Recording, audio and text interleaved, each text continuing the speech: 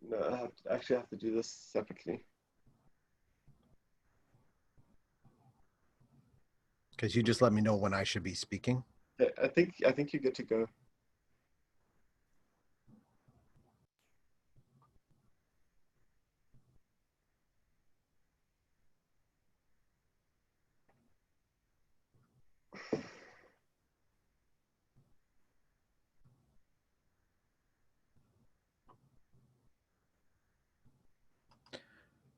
Are we live?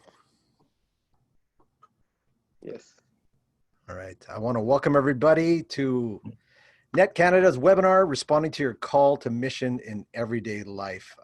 Welcome everybody who's able to be with us live here, and anybody watching the recorded broadcast. Welcome. We're really excited for this.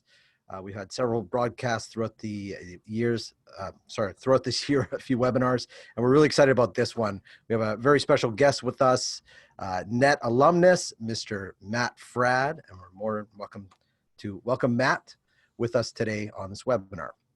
G'day, I just appeared like that, just out of nowhere. That's great. That's good the magic of technology. Yeah, Indeed. yeah, good to see you too. And thanks for taking the time. I know you've had a busy schedule here and getting ready for cutting yourself off technology for the next month of August. So we're glad we slipped you under the wire here. Oh, I'm so happy to be with you. Big fan of Net and all that y'all are doing. So I'm just pumped to be able to talk about it. Good. And I'm just wondering if that beard's going to still be there after the month of August. My wife doesn't like kissing me, so I got to decide if I like my beard or kissing her. And I'm pretty sure it's the beard. No, it's there's a very high chance that I will come back in September clean shaven. Good. I'd like to say that's my excuse too, but I just can't grow one. So I'm just jealous, but that's good. But thanks for taking the time. We appreciate it. And it's going to be a great time here to discuss this topic. So before we get into it, I want to find out a little bit more about you, Matt. Some people know you from the internet. Some people may not have known that you were a Net alumnus, being as big as you are in the Catholic world, that some of your roots are right from Net. And with the topic of being a missionary disciple in everyday life, I'm just curious about your journey to where you are now. Where did you that seed of passion for evangelization or sharing the faith start with you? Where does it start from when you were really young, or was there a point that really kind of was the impetus for you getting that desire?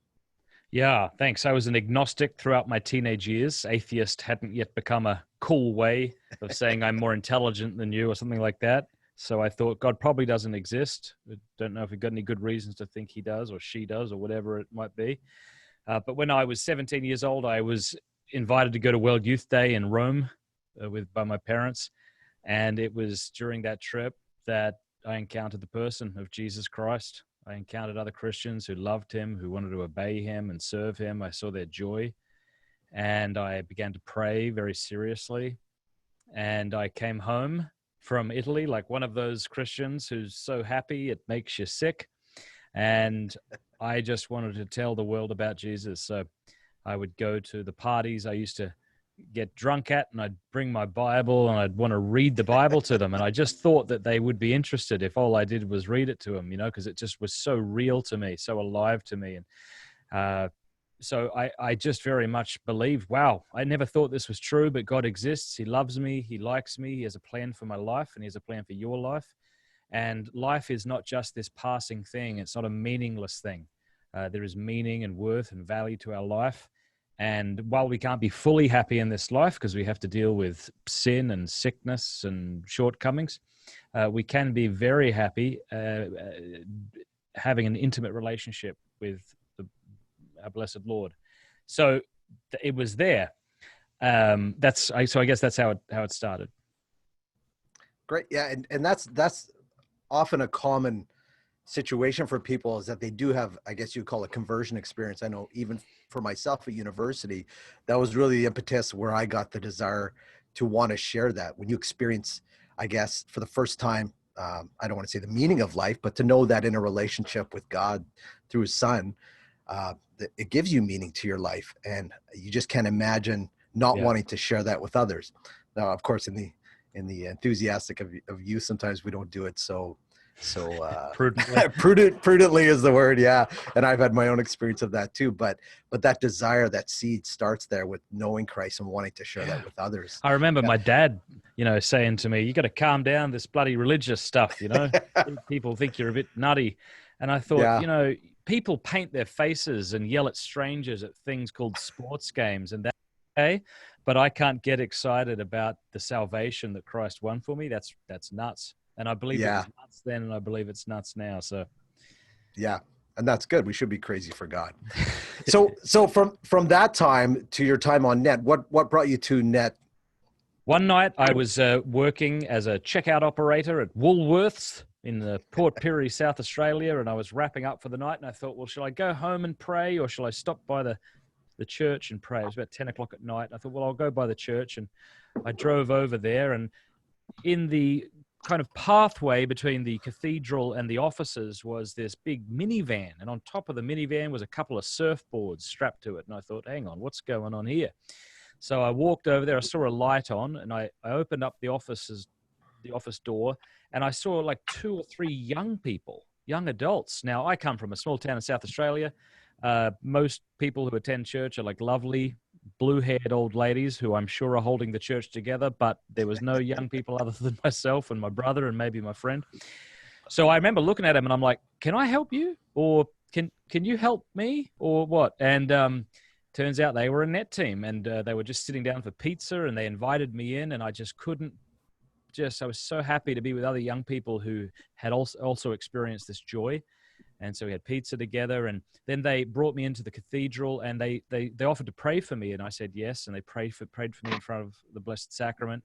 It was a very powerful experience, and the next day, all I could think of was joining Net, and so I began looking up Net Australia, Net Canada, Net America. It's all I wanted to do at that point, and I settled on Canada. I think at the time I tried to pretend that there was some spiritual reason for it, but in truth, it was just I wanted to see another country, and I'd always been fascinated with Canada, such a beautiful country, and thank God I got accepted. And then you hit December. Yeah, well, I was thrilled when I first saw snow. I had never seen it in my entire life. I think we were in Saskatchewan, and me and the other Aussie on my team, fell out of the van, and we were just in awe.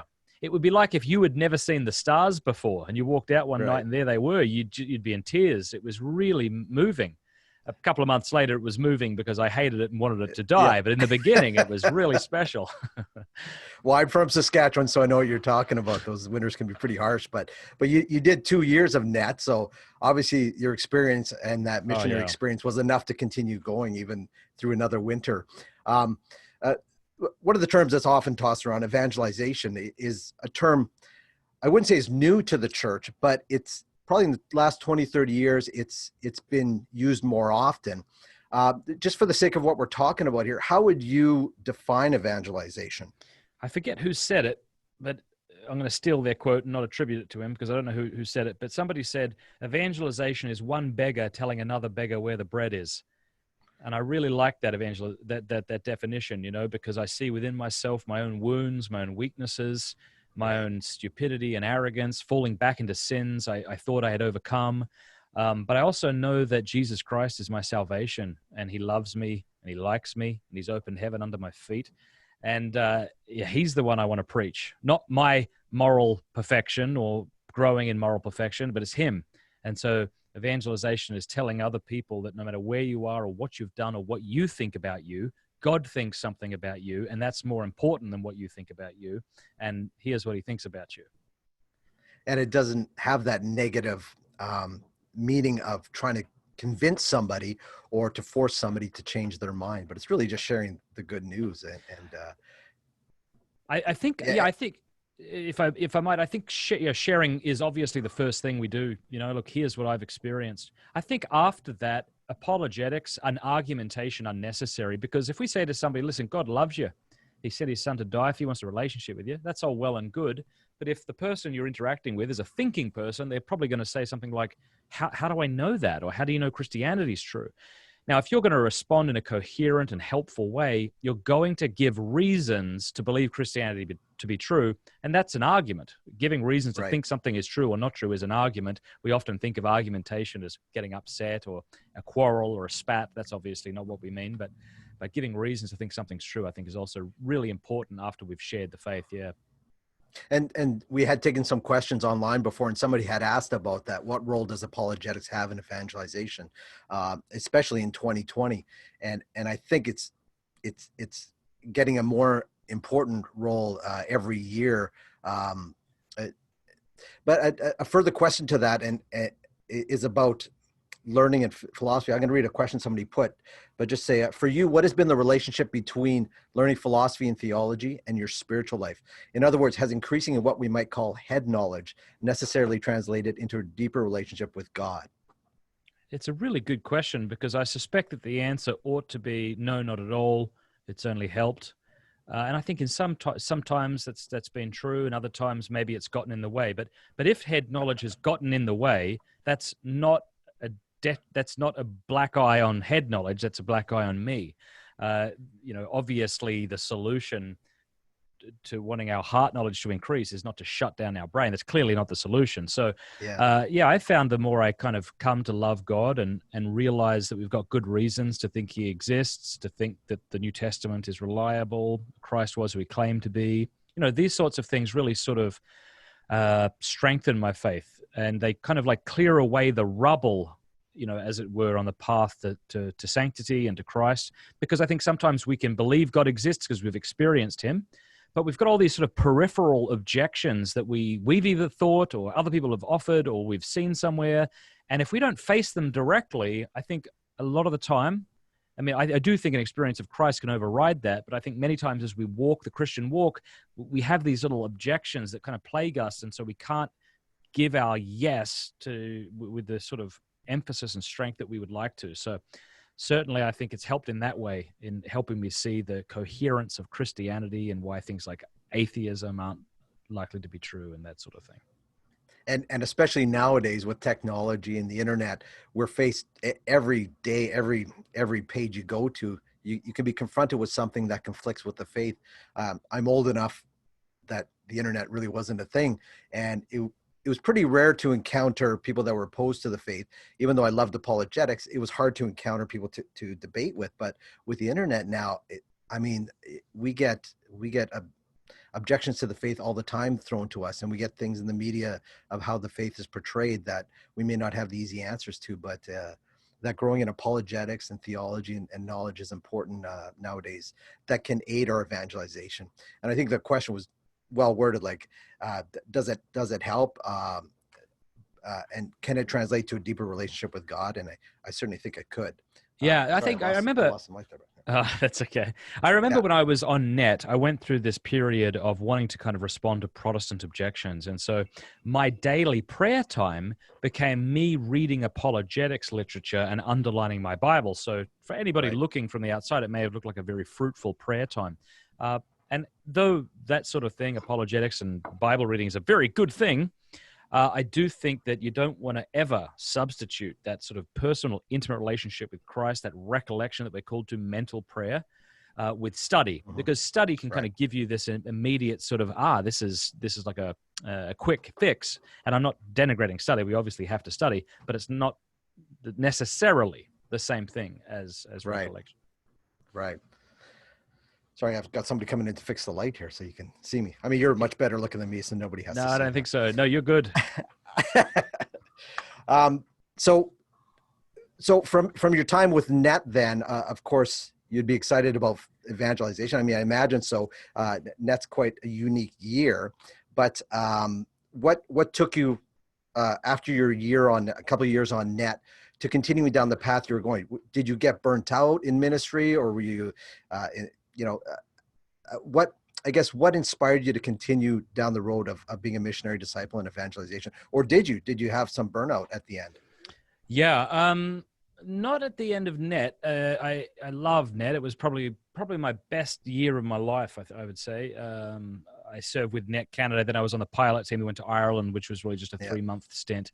And when I went home, it was definitely a shock, and I had to figure out what to do with myself. But I decided to kind of go into ministry up in Brisbane with, living with the founders of Net Australia.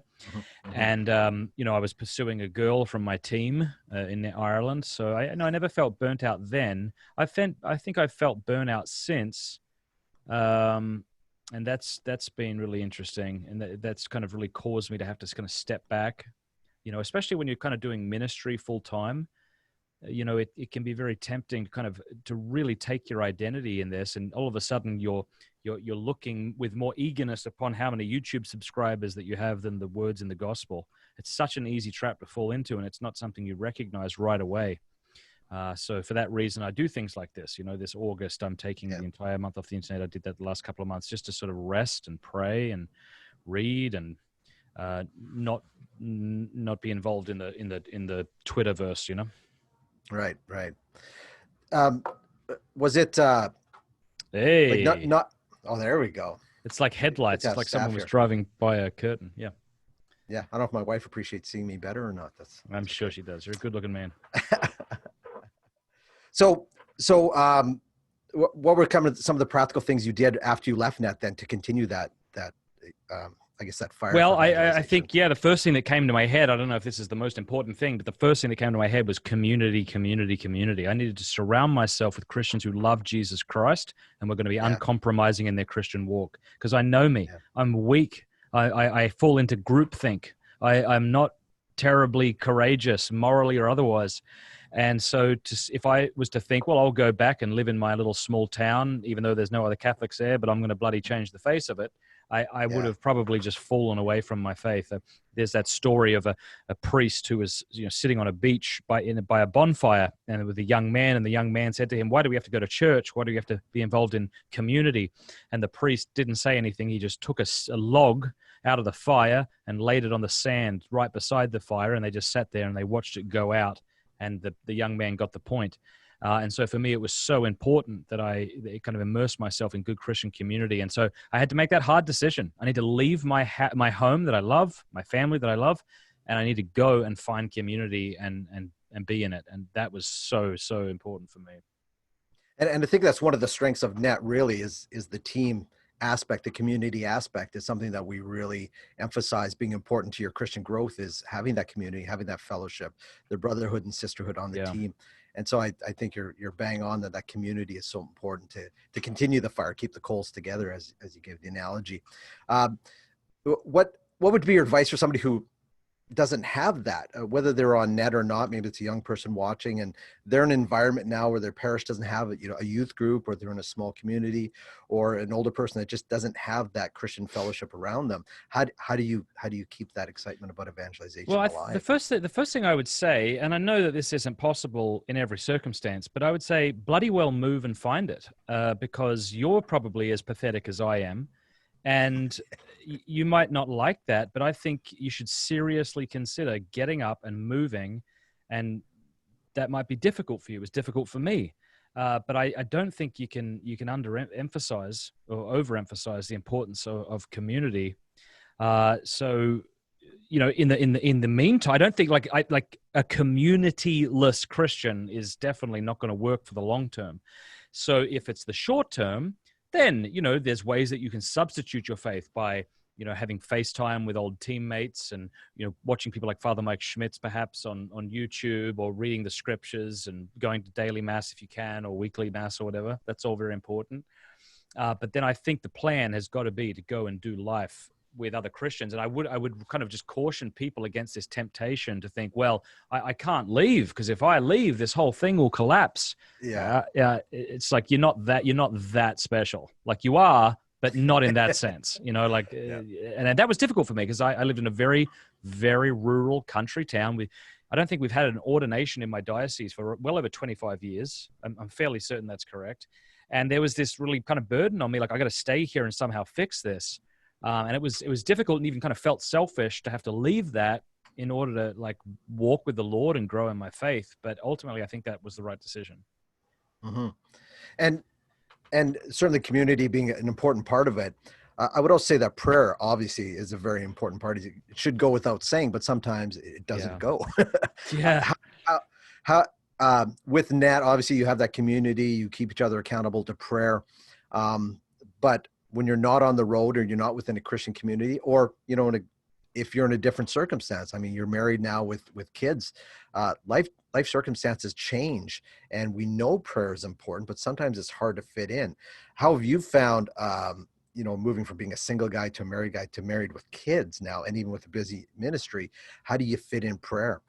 I have a melancholic disposition, and I tend to be idealistic, and so that isn't always a good thing. I have a certain way I think prayer should look, a certain way my family ought to pray, how my kids ought to behave during prayer, and that's really been a struggle for me, I have to say. And I wish I had have understood it sooner, that you know, that it's really important to be consistent than to have some sort of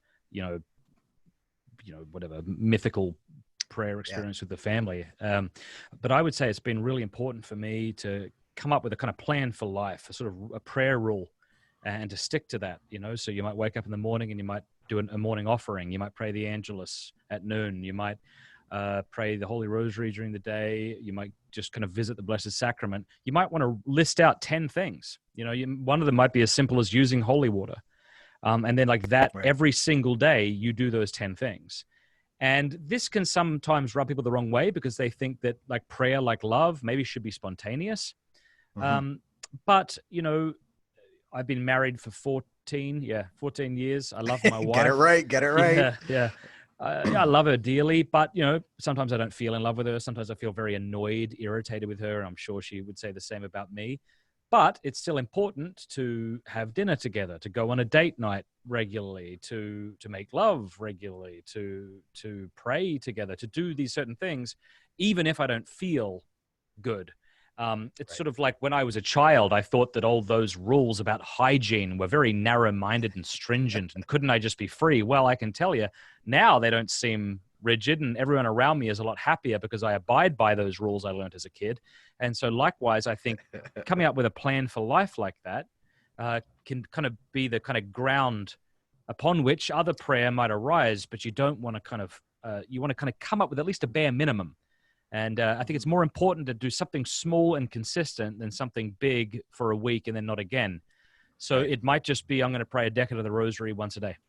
And that's it. And you might say, well, bloody hell, I've done net. Surely that's for people who are beginners. Well, in a sense, we're all beginners, and we shouldn't be too proud. And maybe that is where we're at. And so why don't we just pray a decade a day for 9 days? And that's all we're going to do. We're not going to pray any more than that, and that's it. But we're going to do it very intentionally and ask the Holy Spirit to help us to love him. I don't know. What do you think? Maybe I'm wrong. Absolutely. I mean, it becomes a habit like exercise too. And going up and down in exercise. And I know myself enough to say, I'm not going to say I'm going to hit the gym, you know, every morning, 6 a.m. every day of the week. Like, I know I'm not going to do it. The first 2 days you fail, you're done. So you start small and just do something. And prayer is very similar. I know for myself in marriage, my wife and I keep each other accountable. Like, we get up early, which means you got to get to bed at a decent time. And most of the times it works, but sometimes you do sleep in because you're tired. And just recently we had Net alumnus, Bishop Scott McCaig, who did Net USA, and you're love him. familiar with Bishop Scott. He's great. But one of the things he said was like, have a plan B. So you know what your plan A is for prayer. But again, life comes in, you can't always do it. Have a plan B, but always know that plan B. If you're not going to get your prayer in the morning, what are you going to do at night? And he talks about canceling events sometimes. I was going to go out with friends, but I didn't pray. So I canceled the event that night and I prayed. Or maybe you just can't even do that, but do something. And I think that's what you're addressing, is that you need to do something. And even if it's small, it's better than nothing. Of course, we should strive to do as much as possible and to grow in prayer. But I think it's key to the keeping that fire alive in evangelization. I think we're kind of like touching upon something Jordan Peterson said a lot, and that people were really happy that he did say. It was just something to the effect of like, listen, you are more pathetic than you think you are. Do not underestimate just how pathetic you are. All right. Yeah. And so then ask the question, what can I do that I would do? Not just what can I do, because you could do lots of things, but maybe you won't. So what can I do that I would do that would then point me in the right direction? I think that's a good question, I think, when it comes to prayer. Yeah. And you can tell me if you've experienced this, because I would consider what you do ministry. And I've been involved in ministry in the past, working for ministries, but also in secular jobs. But one thing early on in my experience in ministry, we had this quote that said, don't let ministry be the anesthetic to deaden the pain of a barren interior life. Don't let ministry, because you can get so busy doing God's work, you think, you forget about having that interior life, that relationship with Christ, because you're doing God's work. And it'd be easy to keep busy doing ministry, but not keep that relationship with Christ alive. That's so profound. That's so profound. I hope people, reflect upon that. It's not just to deaden the pain of your interior life. It's sometimes to avoid the duties of family life, which can be so monotonous. I feel great when people tell me that Pints with Aquinas has helped them become Catholic. I don't feel great when I go home and the house is a mess and my kids are annoying. I don't like that. Right. I don't want to be around it. I don't know how to navigate it sometimes. I don't know how to succeed at that. And I think this is a problem, especially with a lot of men, I'm sure women as well have, when if I'm not succeeding, then I don't feel good and I don't like not feeling good. So I'm going to go to the sphere in which I feel like I'm succeeding. And it is so bloody easy to make your primary vocation the secondary vocation. And again, you don't make a conscious choice to flip it, but you do. And so I think that's why it's very important to unplug, whether that be 1 day a week, 2 days a week, entirely from the internet and just, That's a challenge nowadays. I have teenage kids, and just our connection to the internet is so important. Our connection to friends and Snapchat and Instagram. It's amazing. I find that it pulls us away from that solitude. It distracts us, and there always has to be noise. My kids, I'm always on them. Like you really can't multitask. You can't be on a show and playing a game at the same time and enjoy. Not possible. Just do one. And our world is just. I think there's something spiritual. I think it's a spiritual attack in many ways of trying to get us so busy and so unable to stop. Amen. This is the noonday devil. This is sloth. To watch The Office on one tab while you're checking your Twitter on your other tab while texting with your phone. This is not leisure. This is vegging, or this is dissociating. And so you come away from that far more exhausted than you went into it. And so leisure takes work. Like leisure takes putting away the easy things that are going to give me a buzz so that I can be, and that's a bloody difficult thing just to be. And that's, there was a question somebody brought up, like, how does one begin to feel the need for prayer? I know it's important. Perhaps I wondered if it really will help. And I wonder if that's part of it, is to put this away, put the phone away, put the Netflix away, even for a day, or maybe they can't do all of August like you do, but try for a day, because it takes a while. I think in your interview yesterday, you talked about that fan spinning, or were you just going to say that? Yeah. That when you turn off a fan, it takes a while for it to slow down. And until we can kind of shut off the noise from our life, you're not going to get that desire to pray. Yeah. And how did they phrase that question? Because I thought that was interesting. How does one begin to feel the need for prayer? Yeah, I have a bunch of screens all around me. It's really great. I have my phone and two computers. It's great. Yeah. You're watching The Office on one of them? Yeah, that's right. Yeah. If I start laughing for no reason, it's because of that. How does one begin to feel the need for prayer? I know it's important, but perhaps I wonder if it will really help. Yeah, I think prayer is a duty. It's not a way for you to feel more emotionally safe. It's something that you've been commanded by God to do. And if you don't do, you will lose your faith, and you'll be damned to hell forever. So I think, if you were to change a couple of those words and say, what do I need to do to feel the need to love my wife? It's like, okay, that's secondary to loving your wife. Like, begin there, and then we can work on these things. But waiting until I feel like I should pray and before doing it is obviously not the right thing. So a couple of suggestions might be, one, to take a retreat. I'm going on an 8-day silent retreat. Thank God my wife is very generous to allow me to do it this Saturday for 8 days. I'm terrified, absolutely terrified.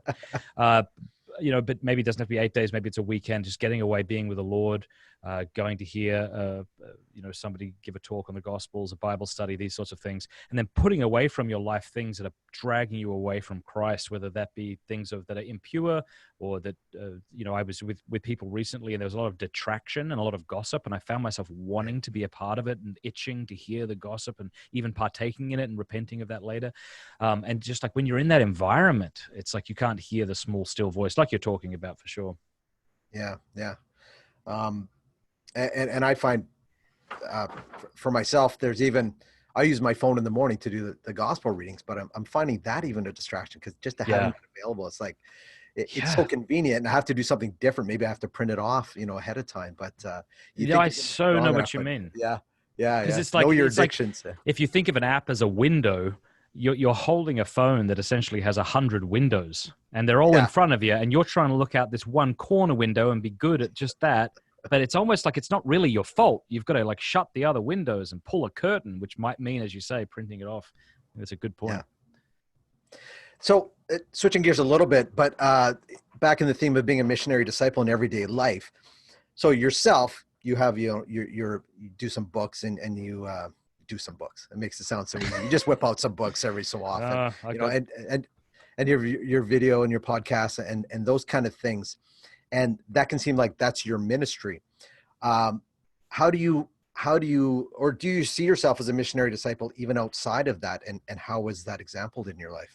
It's a good question. I don't know if I would use those words, but that's not because I don't think hopefully I'm doing the substance of those words, the concept behind those terms, like I just pray because this is what terrifies me. It always terrifies me when I meet someone who can't see that bit about themselves that everybody else can see.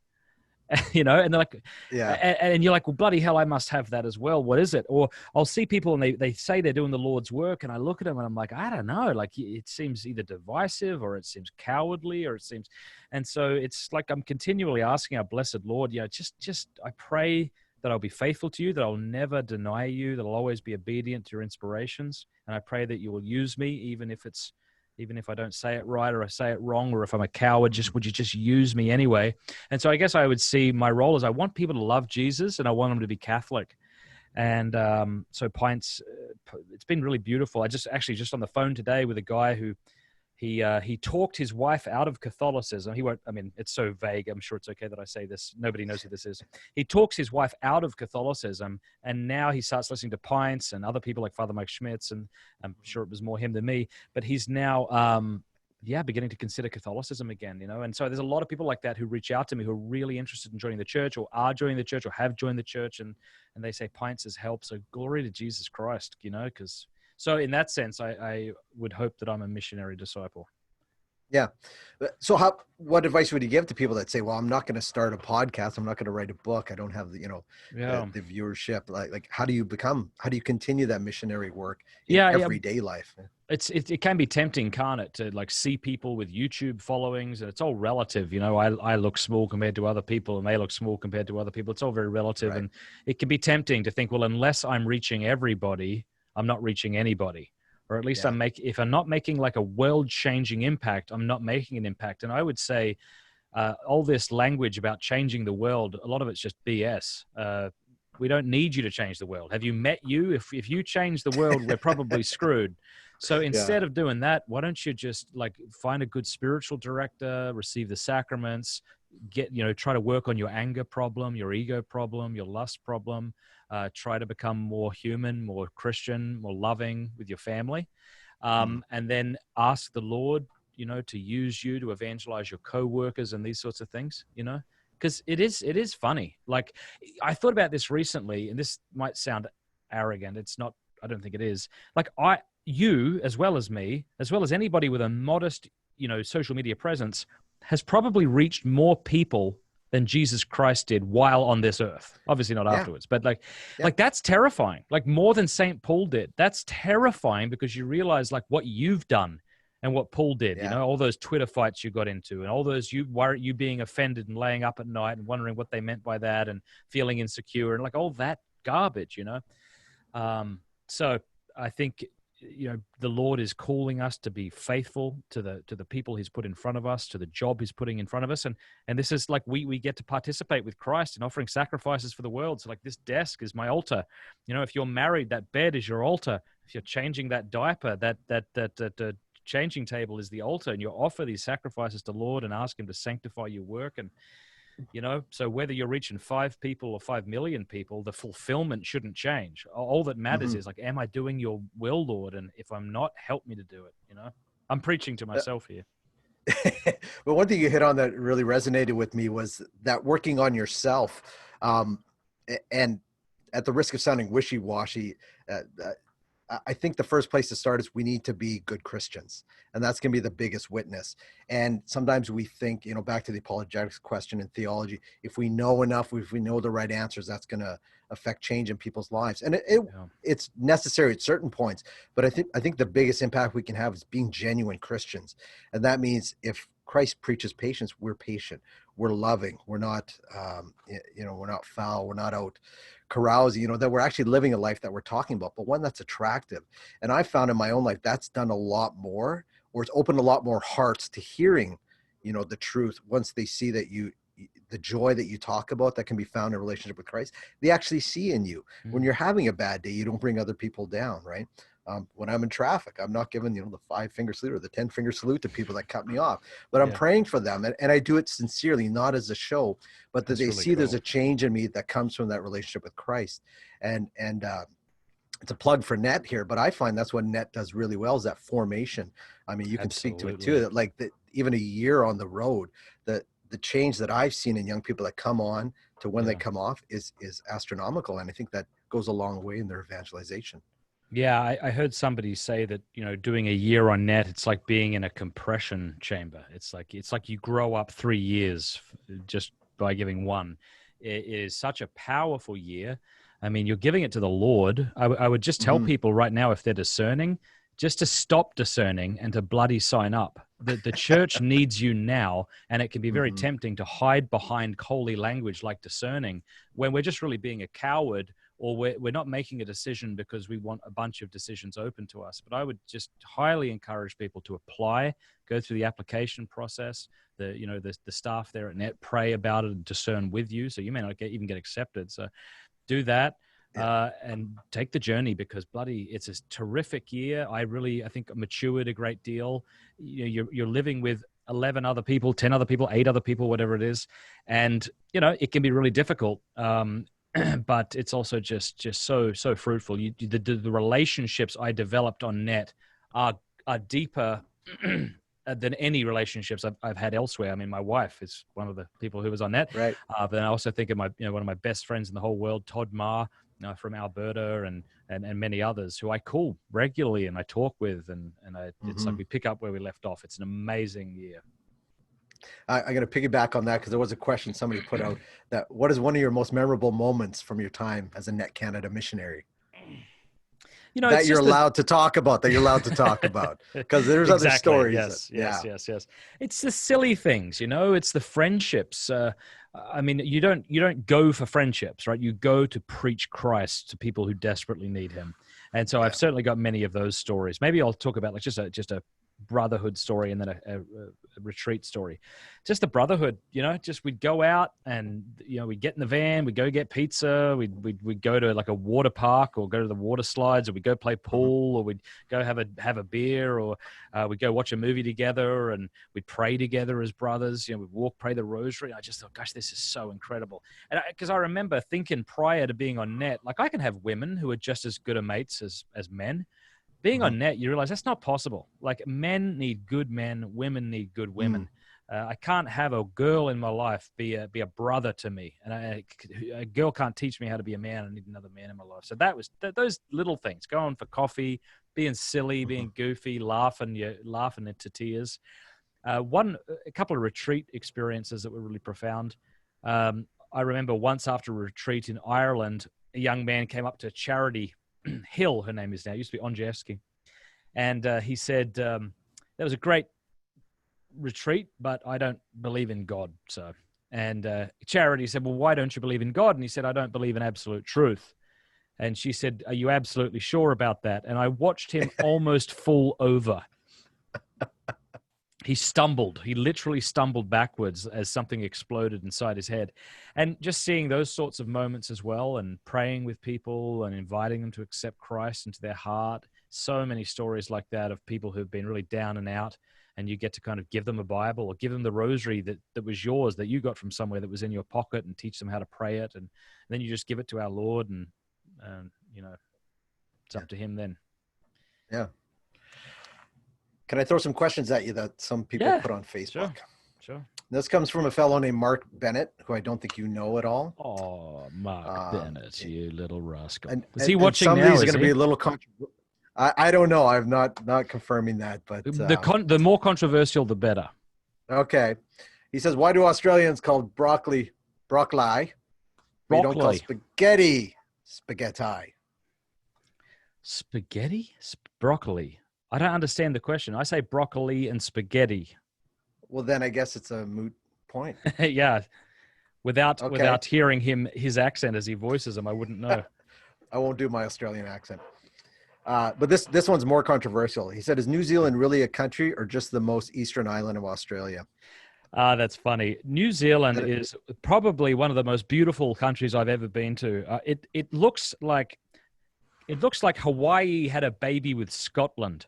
It is the most. It's just rugged and tropical and just wonderful. I had the pleasure of being there and speaking recently, just last year, and it was a real honor. So it's a great place. Okay, last question for him. He had many, but I'll just trim it down. Would you rather have unlimited Tim Tams or genuine coffee from anywhere other than America? Genuine coffee from anywhere other than America. What does that mean? I don't know. I'm assuming. If I had to choose one or the other, I would choose good coffee over Tim Tams. The older I get, the more difficult it is to eat chocolate and not regret it, unfortunately. So I did learn recently what a Tim Tam Slam was. So yeah, they're pretty great. Yeah, it's pretty good. Okay, well, we'll leave those. I'm just going through some other questions that people have had here. We kind of answered, how do you recover from ministry burnout? This is kind of similar, but how has being a net Canada missionary helped you prepare for where you are in your life right now? I'll answer that, but I just thought of something. The idea of burnout. You said that was a question you got? Yeah. So I just wrote this book for Ignatius Press on happiness and what Thomas Aquinas has to say. It comes out next year, I think. Okay. But he has 5 remedies for sorrow. And these remedies, he goes into in greater detail in the Summa Theologiae, but let me just kind of list them because they could be things that you might apply to yourself if you're going through burnout. The first thing he says is legitimate pleasure, like actually doing something that you love to do. I can't remember them in order, but the next thing was something like the sympathy of friends.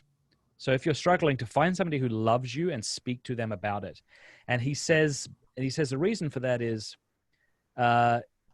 it helps to see the concern in somebody's eyes as you talk to them. Another one he has is the contemplation of the truth. So not just to concern yourself with trivial, earthly, political things, but to think about the ultimate things, because that's what we were made for. Tears and groaning.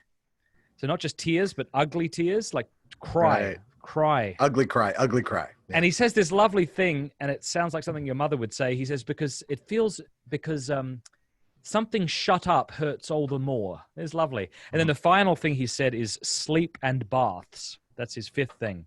So there, even though I know that sometimes like the culture says something, right? It's like self-care. And so we become kind of allergic to it because we're afraid that it's irredeemable.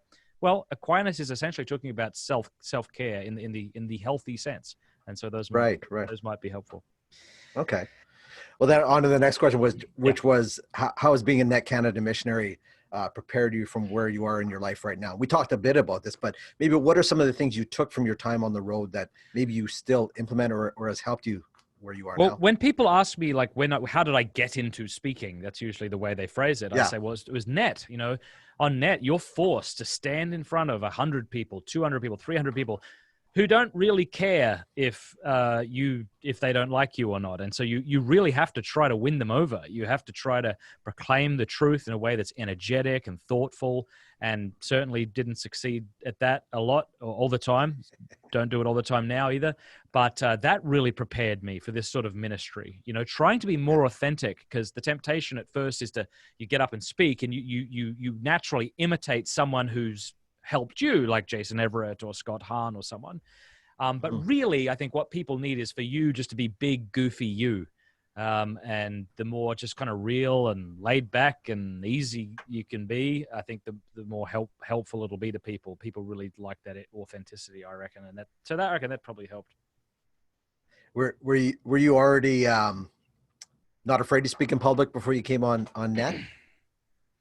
No, I don't think I was afraid to speak in public. I've always liked attention, having people look at me. That helped. I'm curious about, your state in life now, being married with your wife, Cameron, who also did net. Obviously, you would have similar experiences, and I would imagine you would have similar passions for the faith. How have you continued to do that as a married couple, especially with kids, to continue reaching out? Yeah, it's a good point because we've had to have ongoing conversations with that. Like it's really important for me that my wife not work and that she be with the children, so that my children have a home and it's not just like this kind of hotel that mom and dad show up at occasionally. And Yeah. this is also something that my wife wants. She wants to homeschool our children, and even though it's bloody difficult, she wants to create a home for them. And to my wife's credit, she's a really as passionate and as feisty as she is. She's actually one of the most humble people I know. Because she has really a lot of gifts. And a lot of the time people will come up to me, and they'll say, I like your podcast. It's fine. But your wife's podcast changed my life, And so she has a little podcast called Among the Lilies. And so she'll do that from home, but it doesn't take a lot of her time. But as the kids are kind of getting older, like our youngest is 6, we'll very occasionally maybe go together and give a talk, maybe once or twice a year or something like that. But she's just kind of coming into a different area of her own life where she's like really mothering these younger girls, just speaking truth to them. And I would say that if she was more intent on, getting subscribers to her podcast than like loving her children and her husband, she would be nowhere near as effective as she is, Right. I was reading something by John of the Cross recently. He said, what if people like myself, would just spend half of their time in recollection and mental prayer, like took half of the activity out and just spend it in mental prayer, that we would be far more effective for the kingdom and would be a far better witness to our neighbors. And so that's really scary to me because I know that I'm not good at that, but I'd like to get better with God's grace, But Cameron's pretty good at that. That's my wife. It's funny Cameron, it's funny how wives outshine us. It's that doesn't take much, at least from my perspective. I have a group of friends, and we have an unofficial group called the League of Outclassed Gentlemen. And that sounds cool. Most men are just honorary members. They don't even have to apply. They're just. Does that stand for log? Were you going for log? That sounds manly. Yeah, pretty much. Yeah. I don't know. Like we're just bumps on a log. I don't know. I'm going to pull out a question here, and it's kind of tied into. We talked a little bit about, in today's world it's a lot different than it was 30 years ago, but somebody asked, anonymous, but said, hi, Matt, I loved your interview with Dave Rubin. So you did an interview with Dave Rubin yesterday. And for those that aren't familiar with Dave Rubin, he's quite a popular, I would say a conservative commentator. I think he considers himself a libertarian, more centrist. But it was an interesting interview because Dave is not a Christian man. He's pro-choice for the most part. He's a gay man who's married his partner. So a lot of things that we would see in opposition to church teaching, but I think you had a really good conversation with him. So this person is referring to your interview with Dave Rubin, and they ask any suggestions on good questions to ask friends who are non-believers in order to plant seeds, or simply being a good witness to the faith enough. And we talked about this a bit. I'll just read the last part. My secular friends ask me about my faith, and I love sharing about my relationship with Christ. Any tips on how I can use those discussions to encourage them in their own faith journey? Yeah, I think nobody likes to be a project. We've all had the experience of Mormons perhaps knocking on our door, and that even though they might seem like they want a friendship, and I'm not accusing them of being manipulative, but they're very friendly, and so but nobody ever really thinks, oh, this person really wants to be my friend, they really care about me. And then maybe they do care about you to some degree, but you really, I think more than anything, often feel like a project. Like, okay, something's wrong with me that they want to fix, and I have to somehow explain why I don't need them to fix it. Nobody likes that, and I think we can fall into the trap as we chat with our friends and co-workers of treating them like that. And I just don't know if that's helpful. I think very often it's the soft sell approach that helps the most. And even sometimes I'll say, like, even on my interview with Dave Rubin, I'm like, yes, of course. Like, of course I want Dave to be a Catholic.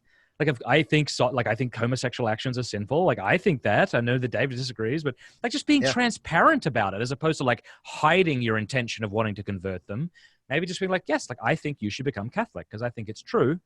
And I think you would be happier, and I just think you should, and just be that honest. I think it's so much easier than just to pretend.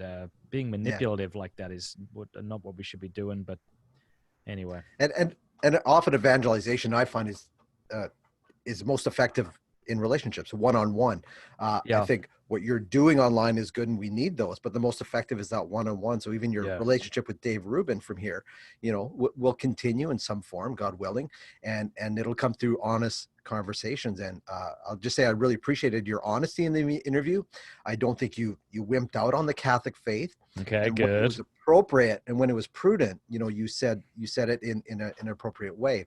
And well, I would have I could give you a list of YouTubers who thoroughly disagree with you, but thank you for saying that. And I've read some of them, and you read one of the comments online. But I think that's it in today's world. We need to be prudent in how we speak, and we feel if we just come out guns blazing with the truth, that people are going to instantly convert, and it's not necessarily that way. And so that constant relationship and one-on-one kind of conversation with an authentic Christian life is going to be the most effective way to win people over, and ways that we can all be evangelists and missionary disciples in our everyday life, whether you're married, whether you're single, whether you're 70, whether you're 15. That's really how we're going to change hearts and win people to the Lord. Let's see if there's any other questions. I think we got quite a few there. I don't want to ask any more from Mark Bennett there, because there's one about Ricky Gervais, but I don't know if you want to hear that one. I don't know if these are inside jokes or not, but maybe not. Somebody asked this: if somebody is not called to missionary work, what would you say is the next best way they can serve the church and its people? Now, I would assume they're meaning full-time missionary work, because I would argue that we're all called to be missionaries.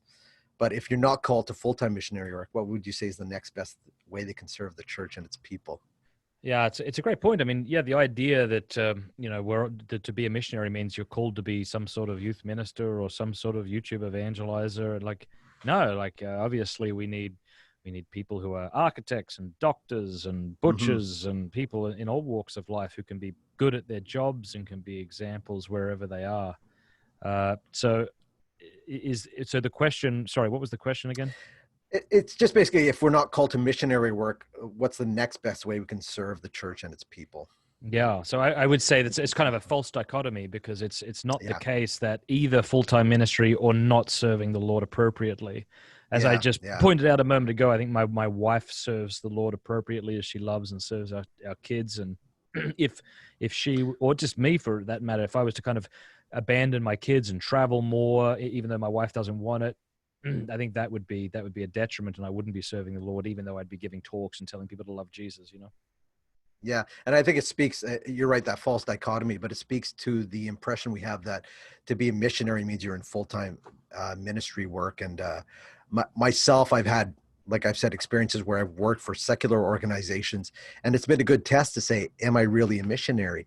Just because I'm not working for a Catholic organization or a ministry, can I still be a missionary? And the reality is we're all called to be missionaries no matter what. And so again, back to that, are you becoming a good Christian? Are you living the virtues? Are you growing in your faith, growing in your knowledge?